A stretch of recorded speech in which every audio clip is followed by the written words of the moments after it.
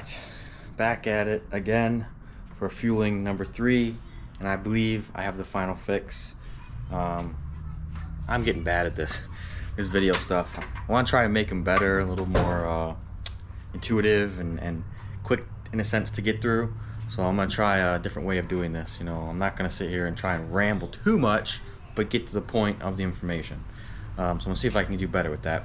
So I might start this fueling series, if you want to call it, back from the start again, just to cover everything. So Subaru here, car's good, no issues, no problems. What I'm experiencing right now is the fact that I'm most likely running out of fuel. I've tried a lot of different things, and I'll basically cover that here real quick. And I'm at the point now where I needed more fuel.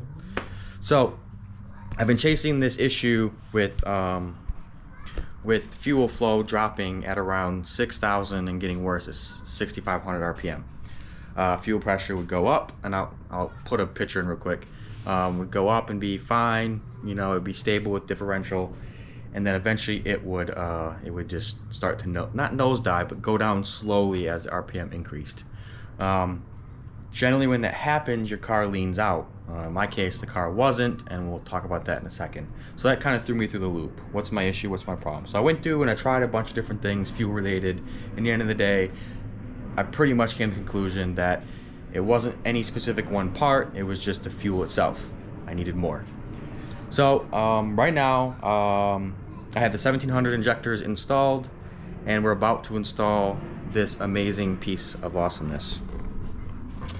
Hopefully the light comes through properly, but this is a Radium dual hanger for 2 pumps. Specifically, I think this one is specifically for the Walboro 267s, 274s, and 285s, I believe, instead of the lower 340 pumps.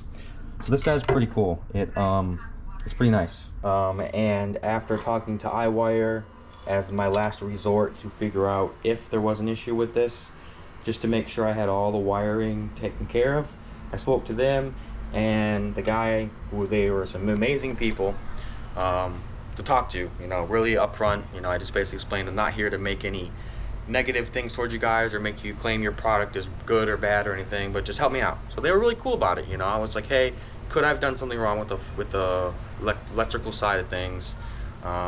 And if I did, what can I do to rectify it? And at the end of the day, he's like, sounds like you did everything right. Sounds like you just need more fuel. So we are gonna go with this guy here. I'm excited. This thing is awesome. It's really, really light. I like the fact that Radium puts their name freaking everywhere. You can even see back here, they put RA and their little symbol into the metal. Everything that their products has it on there. Even the tape they used was there. So you're paying for all that stuff, but it's cool. So you have all your different plugs here, or power connectors here for your different things. You have your ins and your outs, and then on the inside, underneath, you have your, I'm guessing, pump 1, and then pump 2 they blocked off, but there is some parts here. So they do give you a goodie bag of stuff. Let's go ahead and dump that out. So they give you actually new filters, and all the stuff you basically need. One thing I'm not understanding, why they're not using like rubber-based hose. Maybe that they found out it deteriorates over time or something like that, but they're using this plastic-based stuff, which if you remember from those flex hoses when you were kids and you blew through them, they sounded like a freaking elk or something. So they're like ribbed. I don't know if that's good or bad for the fueling, but obviously they know what they're doing, so they sent these out. But it looks like they'll pretty much fit. I don't know, we'll have to test it out. So I'm gonna go ahead and get working on this. Like I said, I replaced a lot of parts. The fuel pressure regulator was not my issue, I don't think. I ended up putting a 4 Innovations one on there, but it did not do it. I also picked up a Radium Fuel pulse dampener, and it basically just helps with the pulsations of fuel coming through. As a small test, I think last weekend, I did ghetto install. Please, flame me all you want, because it's not the best, but I installed the stock return and feed dampeners just to see if that could help with any of my issues that I was having with the fuel, and that did not help. So I'm actually going to somewhat overhaul this fueling area to be, unugly, and fix it up and make sure that it flows correctly without any restrictions. So that didn't help, but still, you need at least, you should have a dampener in your fuel. And this one, the reason I like this one is it's a static pressure, but it has a higher base range, and if needed, it can be reference based off your mat pressure. So that's another cool thing I like about it, and it will fit in perfectly with what I'm doing. Yeah, that's about it. I ran out of fuel. Like I said, I'll show you guys a picture of that, let you know exactly what I was experiencing. The few things that I did come across while looking around trying to find answers and find what other people have done and what experiences they had. I see a lot of people posting how at 500 horsepower they were fine on 1300cc injectors, they were fine on 450 pump. So it's hard to say the other things that were happening that you just don't know about. Could they potentially have had a voltage booster? The Subaru technically, I think, runs your pump at 12 volts. If you hardwire it, you're running it at the 13 or 14 volts that your car is running at. But you can also put a voltage booster on it to boost it to 16, 18 volts to also help it out. So it's possible those guys who are running so close numbers like that might be doing something we don't know about. Maybe they don't have restrictions on the feed and return lines that are stock. I don't know. When you're looking at these online posts like the power bragging forums and stuff, and you're seeing someone say, I made this power with this stuff, cool, it's great. You can see what the engine can do, you can see what the turbo can possibly do, but you got to be careful with what other information you're taking from those, because it may not be able to apply. In the end of the day, my ECU is a aft standalone, so it's smart enough to take advantage of everything it has, and it was saving me. On a stock ECU with the cob access port, I don't know if that's the same. You may not be able to have the ECU compensate when you start running out of fuel pressure, and it might lean too fast, or you don't have safeties involved to catch those things. So with that, obviously in general, you can somewhat overbuild your fueling system to where it's not good, where you have too much fuel, but it's always better to overbuild it slightly so that you either have room to grow or you just don't have a problem. So I did that. I'm having two pumps now, two 450s, and 1700cc injectors. So that's going to be more than I need, most likely, for the power goals I have of 550 horsepower, wheel horsepower. So I'm going to go ahead and pull my old tank out, or my old hanger out, get this one set up, and get things going, and I'll kind of show you the process as I go. Okay, I think I left off yesterday with pulling out the fuel hanger. So part of yesterday and this morning, I've been working on converting everything from the old fuel hanger over to the new fuel hanger. And this is what we got. Let me tell you, I like this thing. This is nice. I see Radium put a lot of effort into kind of making sure that things kind of just work, correctly. You can kind of tell when you buy a certain product, you're just like, they just kind of made parts fit, and then you kind of have to figure it out. But they really took their time and made sure each component fits, each thing does it.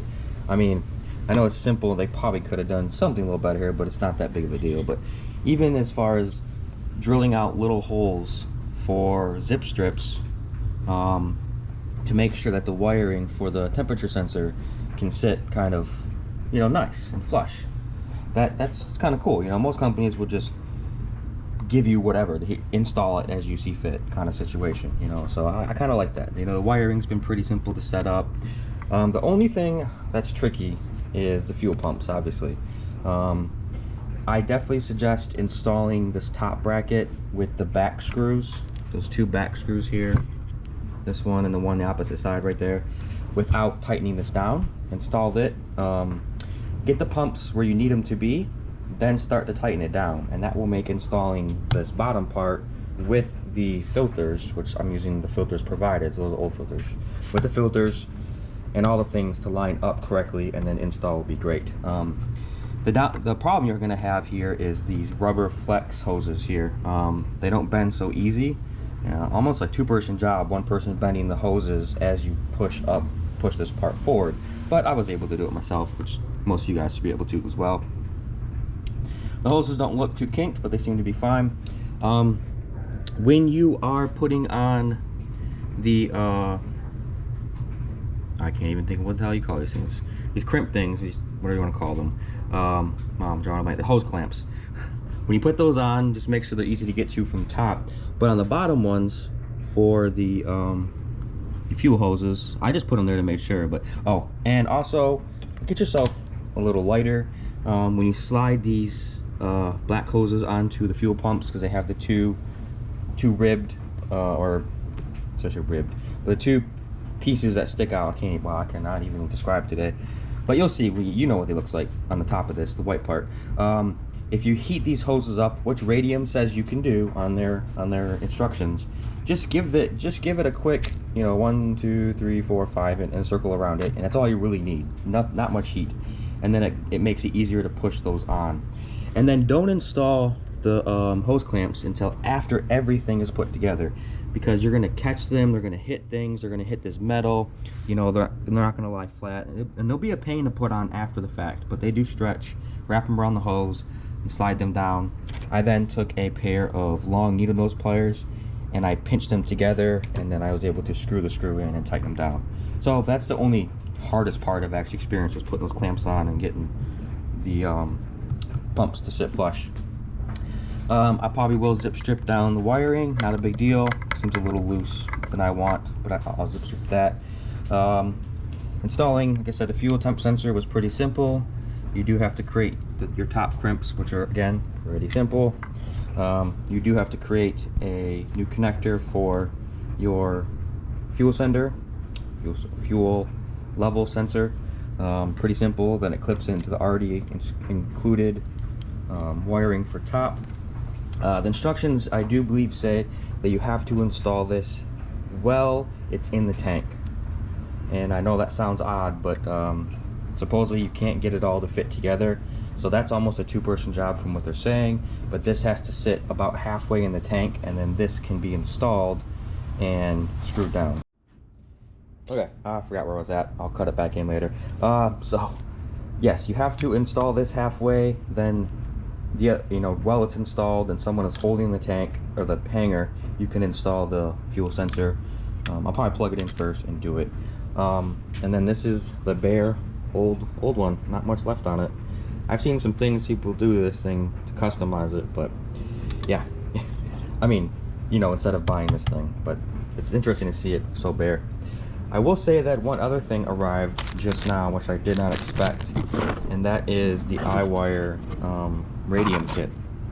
So this kit is the one that's the the secondary Radium second pump add-on kit. So I didn't expect this to come today. It's crazy. I think I ordered this Wednesday. Yeah, I ordered these parts Wednesday. Today's Saturday.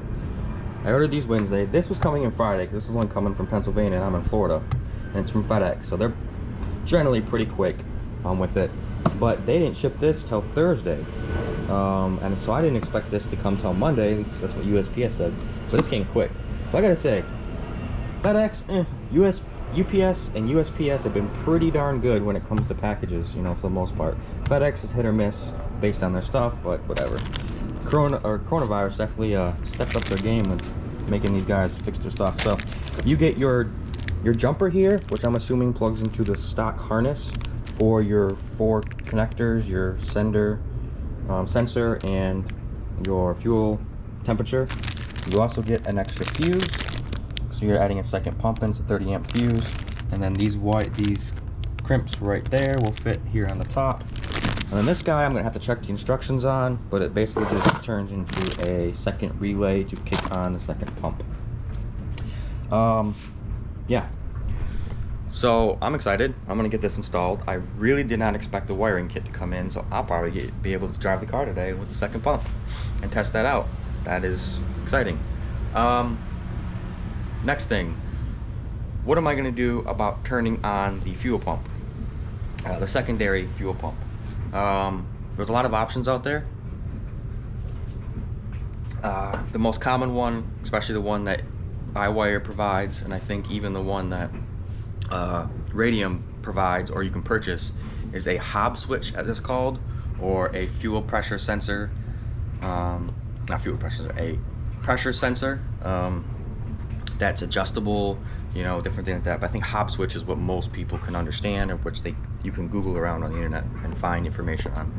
But basically what it does is it reads your manifold pressure, and it's only positive pressure, and it states, okay, whatever adjustment you have this set to, when it hits that adjustment, we'll say 6 psi, 10 psi, it'll trigger and send the signal down the line, hit your relay, kick on your pump, you're good to go. It's pretty common. I think that's been around for decades as far as that use goes. But now we have electronics, and I have ways to monitor that stuff, so I want to use that. So I'm going to use the Link ECU. So I've been Googling, looking around, trying to figure out what's the best way to hook that up, and Link was easy to provide information as far as their forms. The small problem is, since I have a plug-in ECU from Link, and even though it's their extreme version, which is their best version currently, that supports a whole bunch of inputs and outputs, because it's a plug-in version, they only have it set up for your car using wires for your car. So although the car can use 16 different auxiliary outputs, it doesn't use them all because it doesn't have all the wiring for that, and that kind of sucks. But whatever, not a big deal. So what you can do is take existing components and reuse them. And since the car is pretty much stripped into a motorsports car, if you want to call it that, we've gutted a lot of the emissions and all this other stuff. Sorry, EPA, but to make it work, I had to do all that stuff, and it's more fun. Sorry. I'm just the 1% when it comes to that. But so we stripped all that stuff out, and now I have a lot of extra wiring that's available. I won't name them all exactly, you can find them out.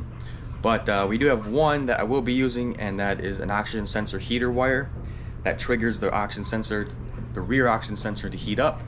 Since I don't need it anymore, I will be using that wire, and that wire will be hooked up as a general purpose output in Link ECU, which I'll try and cut in and show, as well as how that's hooked up and what parameters I'm using it for, and the trigger. But I think for now I'm gonna have it trigger a lot higher in the cycle. I know people are triggering most of their stuff at 10 psi. I'll probably trigger mine a little bit higher, maybe 15 or 18 psi, because I don't want, you know, at 10 psi you're not really pushing, I mean, this is just my thought, you're not really pushing as much fuel as you are at 18 psi or 20 psi. So I've been hearing things about that initial rush of fuel. When you trigger that second pump, you're gonna, you know, you're doubling your fuel basically, and that some people say that increases your AFRs for a second. I don't know, I have to check that out and test it, you know, and whatnot. So in that case, what I'll do is I might trigger a little bit higher, since I don't really need it till I'm higher, because I'm not pushing 800 horsepower where I need it right away. I just needed that extra 30% out of that pump. So we'll have to try that out. We'll have to see how that works. The next thing is, some good reputable people are saying you need to run 2 fuel pump controllers. So 1 fuel pump controller for each pump, so that you slowly ramp on that second pump. That's a little bit above my current understanding. Obviously, it's simple when you think about it, but to get it all hooked up and relayed, I have to play with it. So I'm not gonna do that right away.